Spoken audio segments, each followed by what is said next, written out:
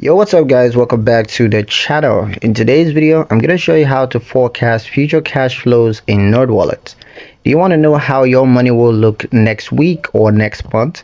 Here's how to forecast your future cash flow using Nerdwallet's smart tools.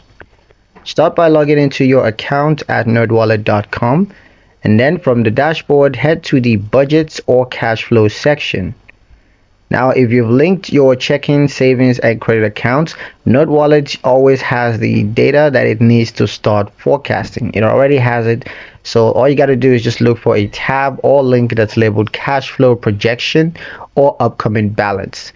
Click on it to open a detailed view of your expected financial activity. Nerdwallet uses your past transactions and recurring bills to estimate income that's likely to arrive, as well as recurring expenses like rent, subscriptions, and utilities, also variable spending patterns based on your habits. You're going to see a timeline chart, often week by week, which shows your projected account balance over time.